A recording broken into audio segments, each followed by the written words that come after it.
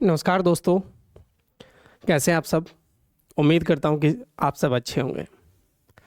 तो जैसा कि हमने पिछली क्लास में चर्चा की थी ज्योग्राफी के ऊपर, आज हम उसी चर्चा को आगे बढ़ाएंगे और एक एक चीज़ों को स्टेप टू स्टेप आगे लेके चलेंगे। और आशा करता हूं कि आप सब ध्यानपूर्वक चीज़ों को देखेंगे और चीज़ों को समझेंगे। तो चलिए आज शुरुआत करते हैं। और जो लोग मेरी पिछली क्लास में नहीं थे वो चीज़ें थोड़ा समझेंगे। 2 मिनट के लिए हम पिछली क्लास को एक बार रिवाइज करेंगे, उसके बाद फिर आज की क्लास पे चलेंगे। तो जैसा कि मैंने आपको बताया था कि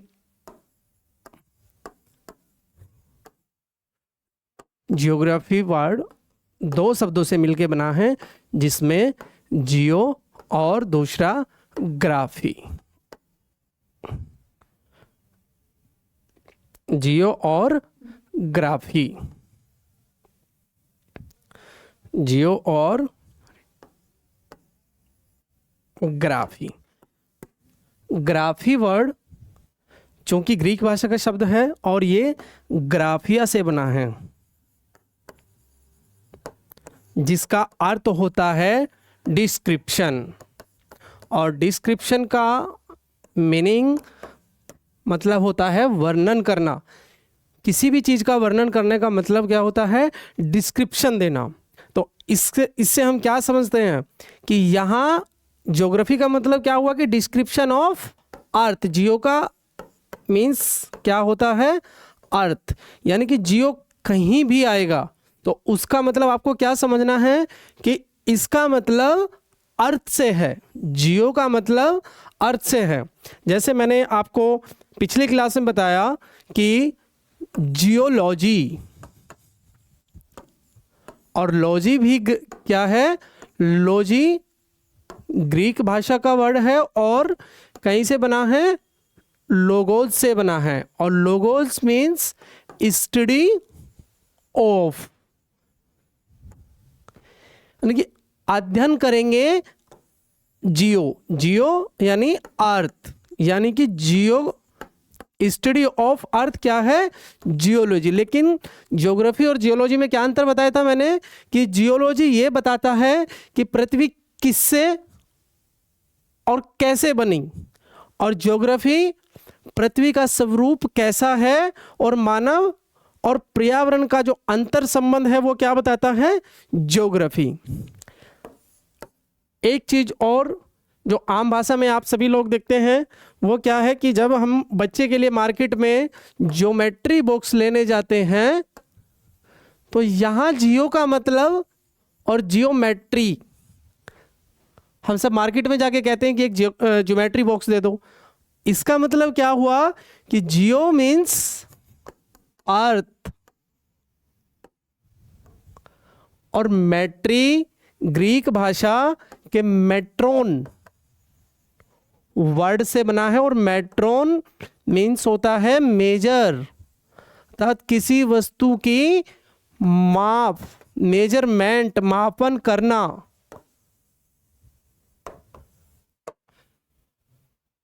प्रारंभ में प्राचीन समय में जब ज्योग्राफी की शुरुआत हुई तो हमें मापन की आवश्यकता पड़ी। हमने जब ज्योग्राफी को पढ़ना सीखा तो हमें मापन की आवश्यकता पड़ी। और फिर हमने क्या है कि जियोमेट्री, हमारे गणित में भी एक सब्जेक्ट होता है जियोमेट्री, ज्यामिति, ज्यामिति। वहां पे भी क्या है कि हम लोग मापन की चीजों का क्या करते हैं? कार्य करते हैं। जैसे कौन कितना एंगल है, कितना क्या है, उन चीजों का हम क्या करते हैं? अध्ययन करते हैं। तो जियोमेट्री का मतलब एक ऐसा, जियोमेट्री बॉक्स का मतलब क्या रहेगा कि एक ऐसा बॉक्स जिसके अंदर मापन करने के क्या है? इंस्ट्रूमेंट हो, या फिर कहे कि कुछ चीजें उसके अंदर जो मापन कर सके या एंगल को माप सके या फिर उससे हम एक गोला बना सके, किसी आकृति को बना सके, वो उसके अंदर क्या है? रहती है। तो जियोमेट्री का मतलब क्या हुआ कि मेजरमेंट करने के अंदर जिसके बॉक्स होंगे उसको क्या बोलेंगे? Geometry box. और इसके बाद हमने चर्चा की थी कि हम कैसे पढ़ेंगे और कैसे आगे बढ़ेंगे। तो आज हम बात कर लेते हैं इससे आगे की। मैंने दोस्तों आपको बताया कि ज्योग्राफी जो कि पृथ्वी के रूप का वर्णन है, अर्थ का वर्णन है। लेकिन अब हम जब अर्थ को अपने दिमाग में लेके आएंगे तो हमारे अंदर एक सोच डेवलप होती है कि ये अर्थ आई कहाँ से, अर्थ कैसे बनी, अर्थ क्या है। इसके लिए हम अर्थ के बैकग्राउंड में जाएंगे, अर्थ का जन्म कैसे हुआ होगा, अर्थ कैसे बनी होगी, क्यों बनी अर्थ। इसके लिए हम इसके बैकग्राउंड में जाएंगे और एक एक चीज़ को समझेंगे कि अर्थ कैसे बनी। तो अर्थ के पीछे का, जब हम अर्थ की बात करते हैं, हम मान लेते हैं कि जैसे अभी मैं दिल्ली में हूँ, दिल्ली भारत में है, दिल्ली इंडिया में है, और इंडिया एशिया में है, और एशिया अर्थ पे है, और अर्थ हमारी गैलेक्सी का एक हिस्सा है जिसको हम आकाशगंगा कहते हैं, और हमारी गैलेक्सी हमारे एक यूनिवर्स का हिस्सा है। अभी मैं दिल्ली में हूँ और दिल्ली इंडिया में है, और इंडिया एशिया में है, और एशिया अर्थ के ऊपर है, और अर्थ चूँकि गैलेक्सी का हिस्सा है, और गैलेक्सी कहाँ है, यूनिवर्स में है। तो हम चीज़ों को, चूँकि हमें अध्ययन करना है अर्थ का, तो हमें देखना है कि अर्थ आई कैसे। तो अर्थ को जानने के लिए सबसे पहले अध्ययन करना किसका जरूरी है, यूनिवर्स। तो जब बात हम यूनिवर्स की करते हैं, या फिर कहे कि ब्रह्मांड की जब हम बात करते हैं, तो ब्रह्मांड एक व्यापक संरचना है, हमारी सोच से एक बहुत बड़ी संरचना है, करोड़ों अरबों किलोमीटर लंबी, बहुत प्रकाश वर्ष, कहे कि खगोलीय भाषा में दूरी मापने की जो इकाई होती है प्रकाश वर्ष, बहुत करोड़ों अरबों प्रकाश वर्ष बड़ी संरचना क्या है, यूनिवर्स है। तो पहले हम समझ लेते हैं कि प्रकाश वर्ष क्या है। प्रकाश वर्ष, प्रकाश वर्ष दूरी को मापने का क्या है, मात्रक है। जब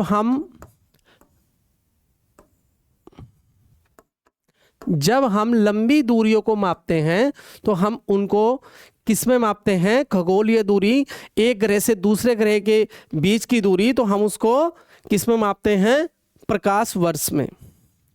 लाइक अगर हम टेलर के पास जाएंगे और टेलर को माप देंगे तो टेलर इंच में माप लेगा। तब हम बात करते हैं एक शहर से दूसरे शहर जाने की, तो हम किलोमीटर की बात करेंगे। जब हम कपड़ा खरीदने जाएंगे तो हम मीटर की बात करेंगे। तो उस हिसाब से जैसी डिस्टेंस, जिस प्रकार की डिस्टेंस होगी, तो हम मात्रक भी उसी प्रकार से यूज़ करेंगे। तो यहाँ हम बात कर रहे हैं एक ग्रह से दूसरे ग्रह के बीच, यानी कि आकाशीय पिंडों की जो बहुत बड़ी बड़ी दूरियों, बड़े बड़े स्थानों पर, यानी कि बहुत दूर, एक दूसरे से काफ़ी दूर स्थित है, उनके बारे में जब हम बात करेंगे और उनके बीच की दूरियों की बात करेंगे तो हम प्रकाश वर्ष में मापेंगे। और प्रकाश वर्ष, एक प्रकाश वर्ष किसको कहेंगे, सूर्य के प्रकाश के द्वारा एक वर्ष में चली गई दूरी, सूर्य के प्रकाश के द्वारा एक वर्ष में चली गई दूरी। इसके लिए हम क्या करेंगे कि सूर्य के प्रकाश की जो चाल है, सूर्य के प्रकाश की चाल, सूर्य के प्रकाश की चाल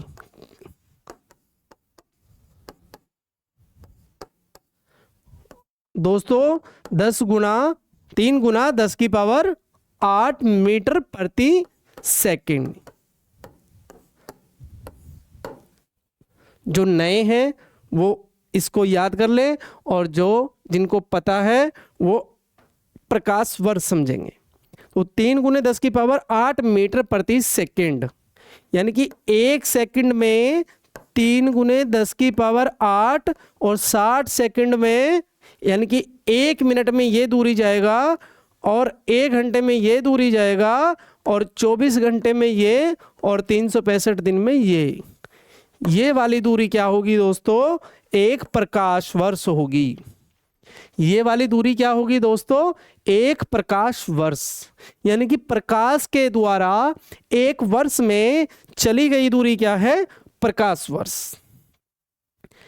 अब दूरी के मात्रक के लिए प्रकाश वर्ष हुआ, इससे भी बड़ी एक हमारे खगोलीय दूरी मापने के लिए क्या करते हैं, एक और दूसरा मात्रक है जो सबसे बड़ा पैमाना रखता है, और वो है पारसेक। पारसेक क्या है? मात्रक है दूरी का। और ये पारसेक कितनी दूरी होती है? ये होती है 3.26 इंटू 1 प्रकाश वर्ष, यानी कि प्रकाश वर्ष का 3.26 गुना ज्यादा। एक एस्ट्रोनॉमिकल यूनिट भी दूरी मापने का क्या होता है? मात्रक होता है। तो आइए उसको भी समझ लेते हैं। Astronomical unit. एस्ट्रोनॉमिकल यूनिट किस दूरी को बोलते हैं? ये एग्जाम में एक बार नहीं, 2 बार नहीं, 3-4 बार पूछा जा चुका है। अभी लास्ट टाइम MPPSC के एग्जाम में पूछा गया, उससे पहले JPSC के एग्जाम में पूछा गया, और अगर थोड़े लंबे समय की बात करें तो 1999 में IAS के UPSC के एग्जाम में पूछा गया। UPSC के एग्जाम में भी 1998 में ये पूछा गया था। और ये एस्ट्रोनॉमिकल यानी कि एक भौगोलिक इकाई या फिर भौगोलिक दूरी किसको कहते हैं? पृथ्वी और सूर्य के बीच की दूरी को, पृथ्वी और सूर्य के बीच की दूरी को क्या है? एक एस्ट्रोनॉमिकल यूनिट या फिर कहे कि भौगोलिक इकाई के रूप में हम क्या है जानते हैं। और ये कितनी होती हैं? हम अक्सर किताबों में पढ़ते हैं 15 करोड़ किलोमीटर। 15 करोड़ किलोमीटर, लेकिन ये एग्जैक्टली या फिर कहे एक्यूरेट 14 करोड़ 96 लाख, 14 करोड़ 96 लाख, या फिर इसको शॉर्ट में कहे कि 1.496 इंटू 10 की पावर 11 मीटर।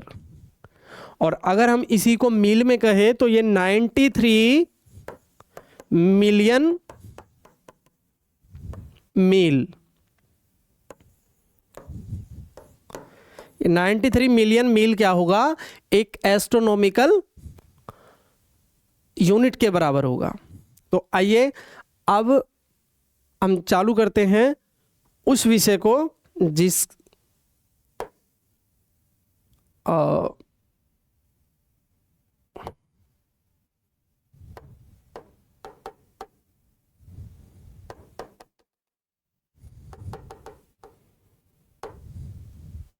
तो जब हम बात करते हैं यूनिवर्स की तो सबसे पहले बात की जाती है टॉलमी महोदय की। सबसे पहले टॉलमी महोदय ने एक अवधारणा दी और उसमें बताया कि हमारा यूनिवर्स कैसे है, ये जो आकाश में दिखाई देने वाले सभी पिंड किस प्रकार से व्यवस्थित है। उन्होंने कोई एक अवधारणा दी और विश्व को बताया कि ये इस प्रकार से है। तो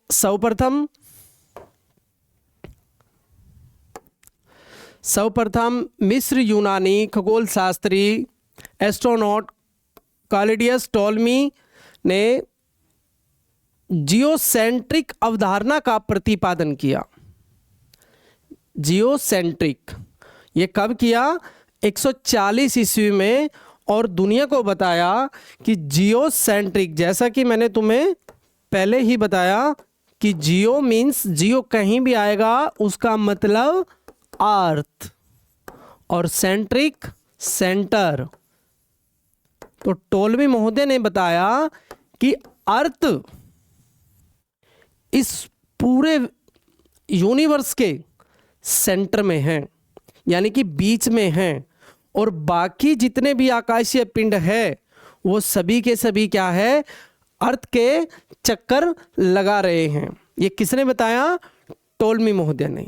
ये पहली बार था कि जब कोई ब्रह्मांड की सोच को लेके कोई अवधारणा या फिर कहे कि कोई सोच किसी के मन में आई और उन्होंने इस सोच को दुनिया के सामने रखा कि हमारा यूनिवर्स कैसा है कि पृथ्वी बीच में है और जितने बाकी सारे आकाशीय पिंड है वो क्या है? पृथ्वी के चारों तरफ चक्कर लगा रहे हैं। लेकिन बात यहाँ तक नहीं रुकी और एक लंबे समय के अंतराल के बाद एक दूसरे खगोल शास्त्री कोपरनिकस ने बताया कि ऐसा नहीं है, चीज़ें बिल्कुल एकदम उल्टी है। और फिर क्या बताया कोपरनिकस साहब ने कि 1543 में कोपरनिकस साहब ने बताया कि हीलियोसेंट्रिक की जो यूनिवर्स है वो जियोसेंट्रिक नहीं, हीलियोसेंट्रिक।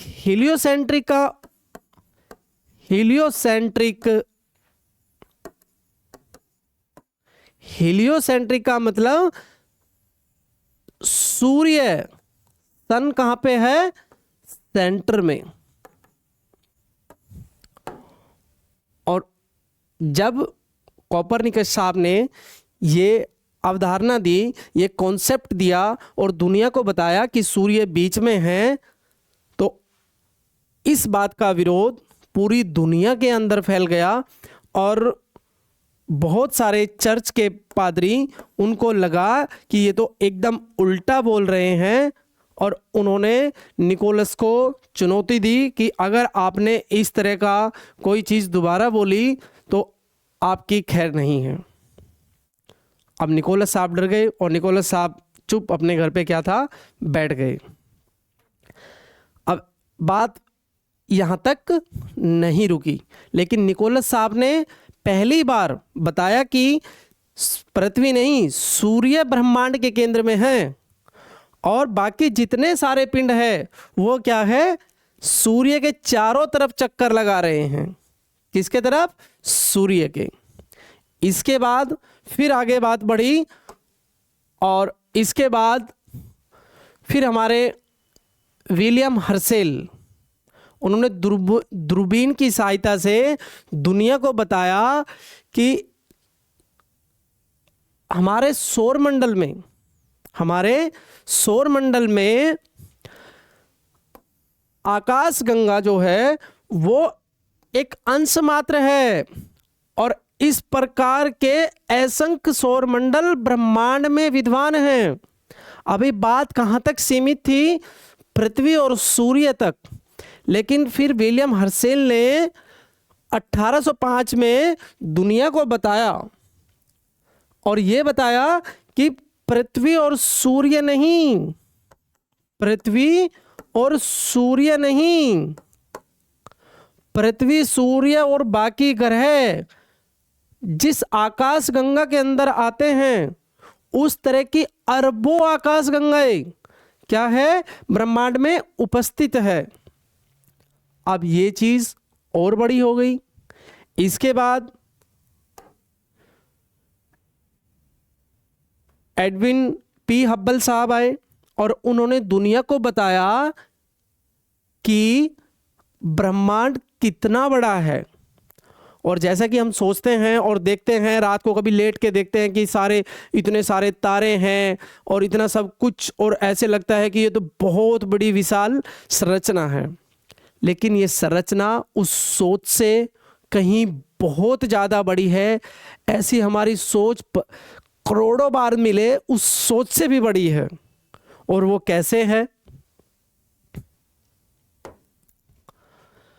मान लेते हैं कि ये पूरा का पूरा ब्रह्मांड है। तो एडविन हब्बल साहब ने बताया कि हमारे ब्रह्मांड का व्यास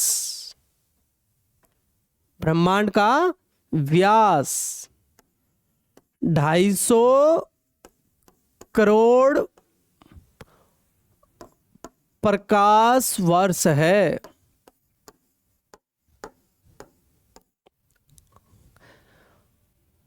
यानी कहे कि अगर सूर्य की किरण ब्रह्मांड के इस छोर से चले और वो इधर जाए ब्रह्मांड के, तो इसको यहां से यहां जाने में 250 करोड़ साल लगेंगे।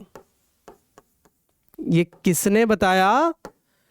एडविन पी हब्बल साहब ने, कि ब्रह्मांड का व्यास 250 करोड़ प्रकाश वर्ष है।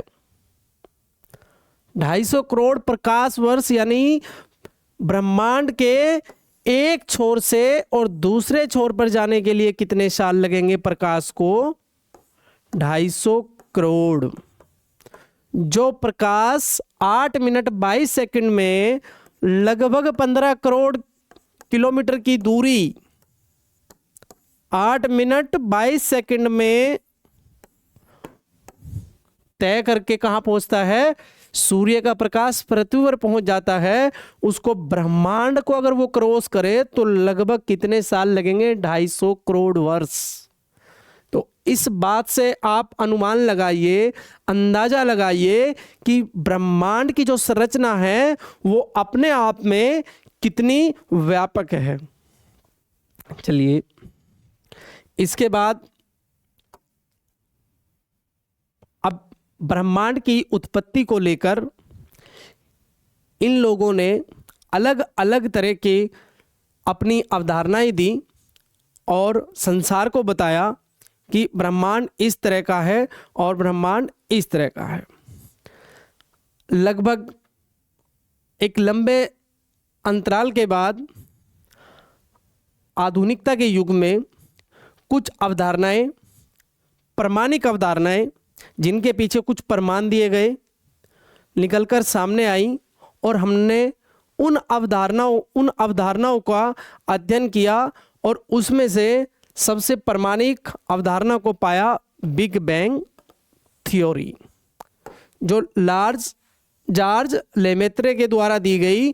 और ये थ्योरी एडविन पी हब्बल साहब के स्टेटमेंट के 2 वर्ष बाद उन्होंने दुनिया को बताया 1925 में कि यूनिवर्स का व्यास कितना है? 250 करोड़ प्रकाश वर्ष। इसके 2 वर्ष बाद साइंटिफिकली एक थ्योरी दी गई और इसके पीछे कुछ प्रमाण दिए गए और बताया कि ब्रह्मांड की उत्पत्ति किससे हुई है? बिग बैंग थ्योरी के हिसाब से। अब जानेंगे कि बिग बैंग थ्योरी क्या है, लेकिन इससे पहले ये भी जान लेते हैं कि ब्रह्मांड की उत्पत्ति को लेकर और भी कई सारी अवधारणाएं दी गई और जिसमें से बिग बैंग थ्योरी ज़्यादा महत्व रखती है और प्रमाणिक मानी जाती है। लेकिन दूसरी थ्योरी साम्यावस्था सिद्धांत यानी कि स्टेडी स्टेट थ्योरी, जो कि दी गई थॉमस गोल्ड एवं हरमन बांडी के द्वारा। तीसरा सिद्धांत दोलन सिद्धांत यानी कि पल्सेटिंग थ्योरी, और वो दी गई डॉक्टर एलन संडेज के द्वारा। और चौथा जो अवधारणा थी ब्रह्मांड की उत्पत्ति को लेके, वो थी स्फीति सिद्धांत, इन्फ्लेमेटरी थ्योरी, जो कि एलन गुथ के द्वारा दी गई। लेकिन मैंने कहा कि सभी तथ्यों को देखते हुए या फिर स्टेटमेंट को देखते हुए, एविडेंस को देखते हुए और साइंटिफिकली सबसे ज़्यादा ब्रह्मांड की उत्पत्ति को सिद्ध करने वाली थ्योरी क्या है? Big bang theory. आइए देख लेते हैं big bang theory. Big bang theory या फिर कहे महाविस्फोटन सिद्धांत, महाविस्फोटन सिद्धांत।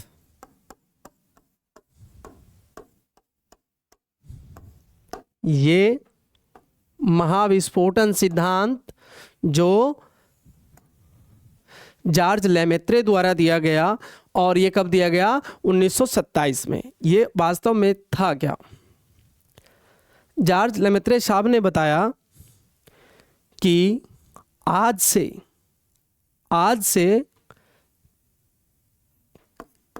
13.8 अरब वर्ष पहले 13.8 अरब वर्ष पहले, एक कल्पनीय, हमारे पास तो 10,000 साल पुराना चीज़ों को हम पढ़ ही नहीं पाते। जब हम इतिहास पढ़ेंगे तो हम जानेंगे कि हम 10,000 साल पुरानी चीज़ों को पढ़ ही नहीं पाते, और यहाँ बात कर रहे हैं 13.8 अरब वर्ष पहले। एक कल्पनीय लेकिन प्रमाणिक, ऐसा साइंटिफिकली उन्होंने बताया कि 13.8 अरब वर्ष पहले संपूर्ण ब्रह्मांड, सारे पिंड, सूर्य, तारे, आकाशगंगाएं, ग्रह, सब कुछ आकाशीय पिंड, जितने भी यूनिवर्स के अंदर आज हमें दिखाई देने वाले आकाशीय पिंड है और जिन सभी को हम जानते हैं, वो सारे आकाशीय पिंड एक बिंदु पर विद्यमान थे। क्या थे वो सारे? एक बिंदु पर विद्यमान थे। अब एक बिंदु पर विद्यमान होने के कारण, अत्यधिक द्रव्यमान एक बिंदु पर आ जाने के कारण, बढ़े हुए घनत्व, तापमान और दाब, बढ़े हुए घनत्व, तापमान और दाब के कारण इस एकांक बिंदु, इसको क्या कहा गया? एकांक या सिंगुलैरिटी।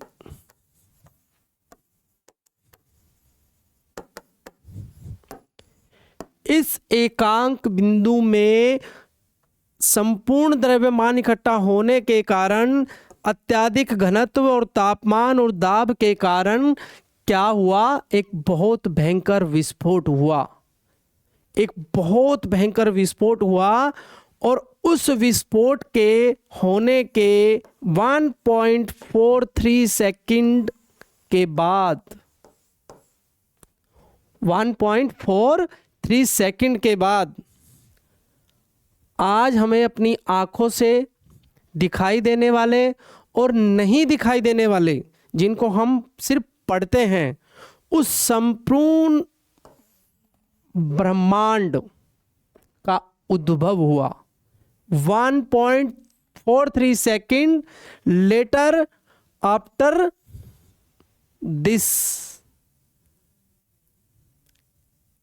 ये विस्फोट होने के बाद 1.43 सेकंड बाद क्या होता है? इस संपूर्ण ब्रह्मांड की क्या होती है? उत्पत्ति हुई। और जब ब्रह्मांड की उत्पत्ति हुई तो ब्रह्मांड की उत्पत्ति के बाद मैंने बताया कि ब्रह्मांड की उत्पत्ति होने के बाद आकाश में बहुत सारी अरबों की संख्या में क्या है, आकाश गंगाएं का उद्भव हुआ। उनकी संख्या अरबों में है। 1000 करोड़ अरबों की संख्या में क्या है, आकाश गंगाएं बनी। आकाश एक सिंगल बिंदु के टूटने के बाद जो टुकड़े पहली बार हुए वो सब क्या कहलाए, आकाश गंगा। पहली बार चूंकि इस टुकड़े का दाब, ताप और घनत्व क्या था, बहुत ज़्यादा था, और इसके बाद जितने भी टूटने के बाद जितने भी टुकड़े हुए वो सब क्या कहलाए, आकाश गंगा। तो आइए जान लेते हैं आकाश गंगा। आकाश गंगा करोड़ों अरबों तारों का क्या है, पुंज है। मैंने बताया कि बहुत अत्यधिक टेम्परेचर के बाद, तो इसका मतलब बहुत ज़्यादा टेम्परेचर रहा होगा और निकलने वाले टुकड़े भी क्या है, अत्यधिक टेम्परेचर के रहे होंगे, यानी कि उसमें आग रही होगी, आग के गोले बने रहे होंगे, यानी कि सूर्य की तरह के रहे होंगे। तो इस प्रकार से आकाश गंगा करोड़ों अरबों तारों का क्या है, पुंज है, जिसके केंद्रीय भाग को बल्ज कहते हैं और इसमें एक केंद्र और 3 भुजाएं होती है।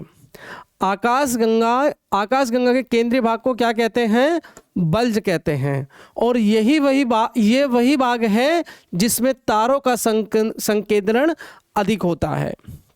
हमारी आकाश गंगा का नाम मिल्की वे है, यानी कि जिस सौर मंडल में हम रहते हैं, जिसमें हमारी पृथ्वी स्थित है, वो एक आकाश गंगा का हिस्सा है, और उस आकाश गंगा का नाम क्या है, मिल्की वे है, या फिर कहे मंदाकिनी है।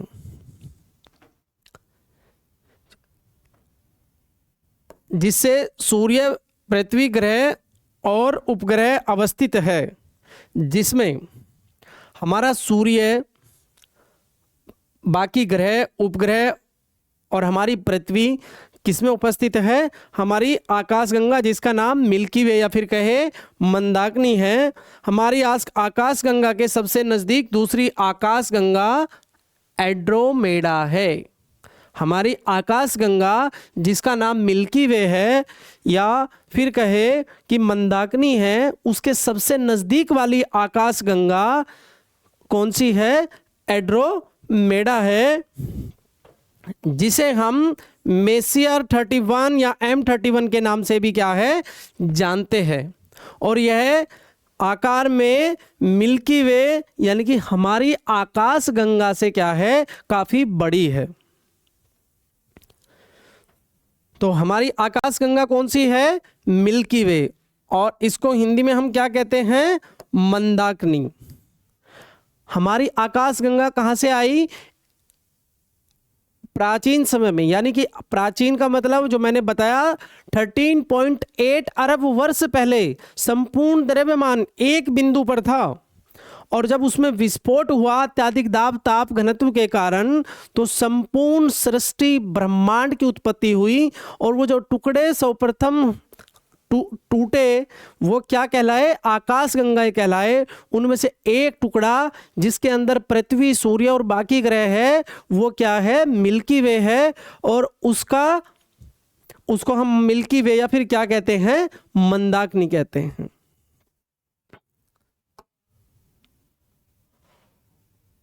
आर्यन नेबुला हमारी आकाश गंगा के सबसे शीतल तारों का समूह है। हमारी आकाश गंगा में, हमारी आकाश गंगा यानी कि मिल्की वे या फिर कहे मंदाकिनी, उसके अंदर बहुत सारे क्या है, जिसके चारों तरफ सूर्य के चारों तरफ बाकी ग्रह और हमारी पृथ्वी क्या है, चक्कर लगा रही है। ऐसे और भी बहुत सारे क्या है, तारे हैं और एक तारों का समूह आर्यन नेबुला हमारी आकाशगंगा के क्या है, सबसे शीतल तारों का क्या है, समूह है। हमारी आकाशगंगा का व्यास लगभग 1,00,000 प्रकाश वर्ष है। हमारी आकाशगंगा का व्यास, यानी कि हम अगर इसको समझे, जैसे मैंने आपको बताया कि ब्रह्मांड का व्यास 250 करोड़ प्रकाश वर्ष है। कितना बताया? 250 करोड़। ऐसे ही हमारी आकाशगंगा का व्यास, यानी कि अगर हम इसको अपनी आकाशगंगा समझे और इधर से इधर प्रकाश जाए तो उसको लगभग 1,00,000 वर्ष क्या है, प्रकाश वर्ष की दूरी तय करनी पड़ेगी। किसको? सूर्य के प्रकाश को। हमारे सौरमंडल को आकाशगंगा की एक परिक्रमा करने में लगभग कितने वर्ष लगेंगे? 240 मिलियन वर्ष लगते हैं। जो हमारा सौरमंडल है उसको हमारी आकाशगंगा का परिक्रमा करने में कितना समय लगता है? 250 मिलियन वर्ष लगते हैं। आकाशगंगा, जो मैं आपको पहले भी बता चुका हूं कि आकाशगंगा के केंद्र में ग्रेविटेशनल फोर्स ज़्यादा होने के कारण तारों का संकेंद्रण अधिक होता है। उसके होने का कारण क्या है कि सेंटर में गुरुत्वाकर्षण बल क्या है, ज़्यादा होता है, जिस कारण बल्ज में एक क्वेसर पाया जाता है। क्वेसर के केंद्र में ही ब्लैक होल पाया जाता है। एक ब्लैक होल सौरमंडल से 3 गुना ज़्यादा अधिक बड़ा होता है। आइए, और अब हाल ही में, आज से लगभग 22-23 साल वर्ष पहले एक नई आकाशगंगा की खोज हुई, लेकिन उसको क्या है, बाद में खंडन कर दिया गया और कुछ समय के लिए वो आकाशगंगा हमारी आकाशगंगा के सबसे नज़दीक वाली आकाशगंगा बनी रही। वर्ष 2003 में कैनिस मेजर ड्वार्फ गैलेक्सी की घोषणा की गई थी। तब इसे एक अनियमित गैलेक्सी के रूप में वर्गीकृत किया गया था और इसे मिल्की वे में पृथ्वी के सबसे निकटतम पड़ोसी गैलेक्सी माना जाता था। पृथ्वी के सबसे ज़्यादा निकट वाली galaxy Canis Major dwarf galaxy, जो सौरमंडल से लगभग 25,000 प्रकाश वर्ष की दूरी पर स्थित है। इसका आकार लगभग अंडाकार है और माना जाता है कि उसमें उतने ही तारे हैं जितने धनुबोनी अंडाकार गैलेक्सी में हैं, जो पहले पृथ्वी के सबसे निकटतम गैलेक्सी होने का दावेदार था। हालांकि बाद में अध्ययनों ने इसका निष्कर्ष का खंडन किया और इसको पृथ्वी की सबसे नज़दीक वाली गैलेक्सी नहीं माना गया। इसके कुछ समय बाद पुणे स्थित लास्ट ईयर 2025 में पुणे स्थित राष्ट्रीय रेडियो खगोल भौतिकी केंद्र, टाटा मूलभूत अनुसंधान संस्थान NCRA-TIFR के शोधकर्ताओं ने एक सुव्यवस्थित सर्पिल आकाशगंगा की खोज की, जिसका नाम अलकनंदा रखा गया। यह आकाशगंगा बिग बैंग के केवल 1.5 अरब वर्ष बाद की है।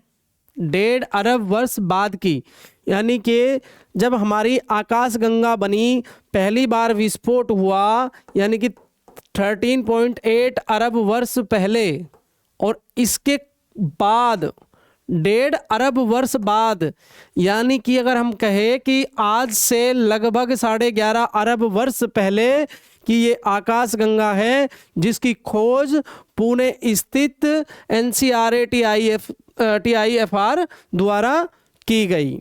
और NCRA-TIFR क्या है? ये research as the national centre for radio astrophysics, Tata institute of fundamental research, इसके द्वारा क्या है, एक नई आकाशगंगा जिसका नाम अलकनंदा है, उसकी खोज की गई। और लेकिन बाद में अलकनंदा पृथ्वी से लगभग, बाद में इसका भी खंडन किया गया अलकनंदा पृथ्वी से लगभग 12 अरब वर्ष प्रकाश दूर स्थित है और एक आदर्श सर्पिल संरचना प्रदर्शित करती है। इसका निर्माण उस समय हुआ जब ब्रह्मांड अपनी आयु का केवल 10% यानी 1.5 अरब वर्ष क्या है, अरब वर्ष पुराना था। यानी अलकनंदा का निर्माण कब माना जाता है कि जब इस पूरे यूनिवर्स की उत्पत्ति हुई उसके लगभग 1.5 अरब वर्ष बाद। अलकनंदा में 2 स्पष्ट भुजाएं हैं, बाकी आकाशगंगाओं में 3 भुजाएं होती हैं, लेकिन अलकनंदा जिसको 2025 में हमारे CSIR हमारे पुणे स्थित NCRA-TIFR द्वारा क्या है, NCRA-TIFR द्वारा शोध किया गया और बताया कि एक और आकाशगंगा अलकनंदा जो उस समय की है उसके बारे में बताया कि इस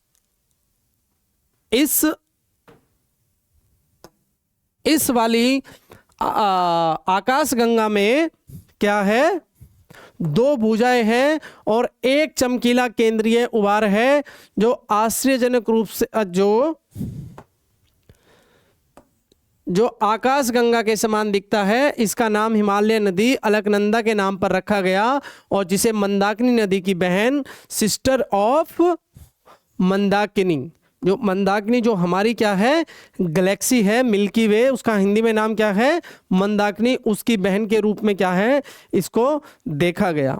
लेकिन नासा के जेम्स वेब स्पेस टेलीस्कोप, ये नासा की एक सबसे बड़ी टेलीस्कोप बनाने वाली, अंतरिक्ष टेलीस्कोप बनाने वाली टेलीस्कोप कंपनी ने बताया कि वर्तमान सिद्धांतों को चुनौती दी है जिसके अनुसार ब्रह्मांड के इतिहास के प्रारंभिक चरण में अच्छी तरह से संरचित आकाशगंगाओं का निर्माण संभव नहीं माना जाता, अर्थात इस प्रकार की कोई नई आकाशगंगा नहीं है।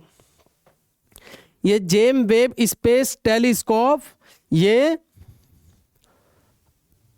संसार की सबसे बड़ी क्या है अंतरिक्ष दूरबीन या अंतरिक्ष टेलीस्कोप। ये किसके पास है, नासा के। James Webb space telescope NASA की वो टेलीस्कोप है जो दुनिया में अंतरिक्ष के रूप में जाने वाली सबसे बड़ी क्या है टेलीस्कोप है। और भारत की अंतरिक्ष टेलीस्कोप कौन सी है, सबसे बड़ी टेलीस्कोप भारत की वो है मस्ट मल्टी एप्लीकेशन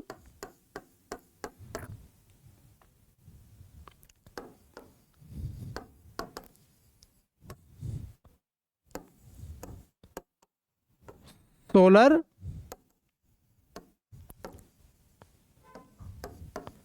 टेलीस्कोप। और ये कहाँ लगाई गई है, उदयपुर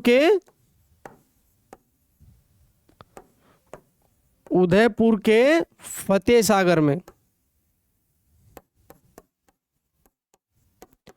ये एशिया की सबसे बड़ी टेलीस्कोप है जो भारत के अंदर है और जो उदयपुर के फतेह सागर में है।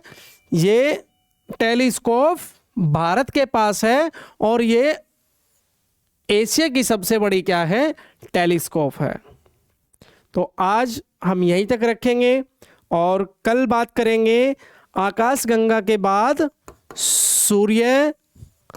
आज हमने क्या पढ़ा, आकाशगंगा ब्रह्मांड और ब्रह्मांड के बाद उत्पत्ति क्या हुई आकाशगंगा, और आकाशगंगा के बाद हम कल क्या पढ़ेंगे सूर्य या फिर सौर मंडल और बाकी ग्रह, यानी कि उस उन आकाशीय पिंडों की जो इस यूनिवर्स में विद्यमान हैं। Okay, thank you, bye bye. तो कल मिलते हैं नेक्स्ट क्लास में।